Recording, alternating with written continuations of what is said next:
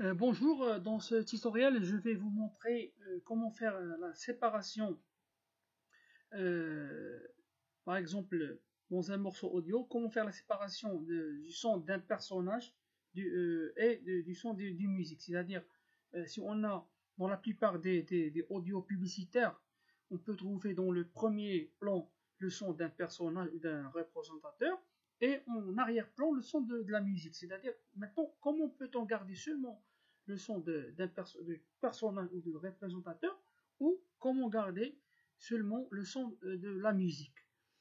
Euh, Dans cet exemple, je vais utiliser le fichier ici, un dispositif de prévention, donc un audio publicitaire. Donc je vais lancer la lecture pour vous montrer de quoi il s'agit.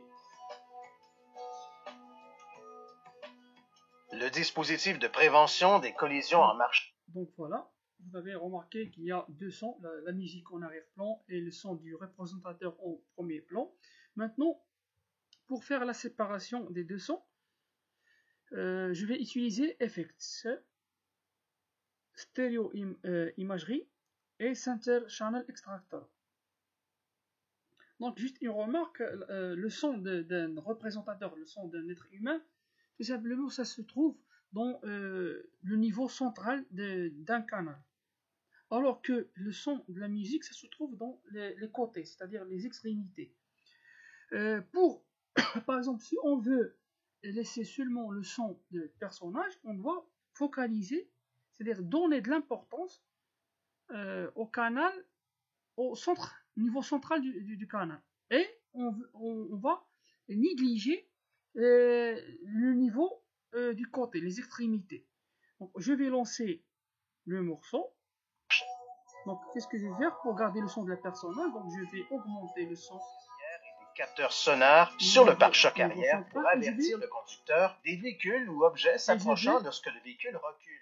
Tout simplement le système fonctionne lorsque le sélecteur de vitesse est en prise directe, c'est-à-dire que le véhicule roule à moins de 8 km/h environ. Si le radar détecte un véhicule qui s'approche si on veut, par exemple, garder le son de la musique, tout simplement, qu'est-ce qu'on va faire? On va augmenter ou donner la valeur au side channel level, c'est-à-dire le niveau le niveau des extrémités. Donc voilà, je vais lancer que le son et je vais diminuer le niveau central. D'accord? Donc on remarque bien que si on augmente l'intensité sonore du side channel level et on diminue, en même temps on diminue l'intensité sonore du niveau central du canal, on garde la musique. Si on fait l'inverse, c'est-à-dire si on diminue le side channel level et on augmente le niveau central, l'intensité sonore du niveau central, on garde tout simplement le son du personnage. Donc c'est ça, comment, d'une façon bref, comment garder ou séparer soit le son du personnage, soit le son de la musique.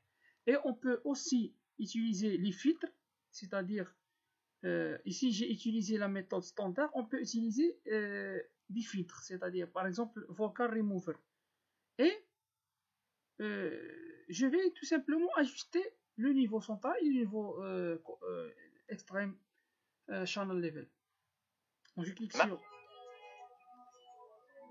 désactiver en permanence la prévention des collisions en marche. Tout simplement, ce genre de filtre, ça va vous aider à améliorer le résultat obtenu, tout simplement. Et vous pouvez aussi ajuster le center frequency, c'est-à-dire le centre des fréquences.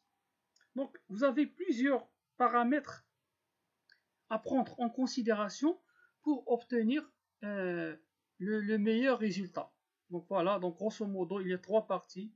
Il y a la partie filtre et la partie donc l'ajustement le niveau central pour le personnage et le side channel level pour la musique. Et vous avez aussi cette partie-là qui est très importante.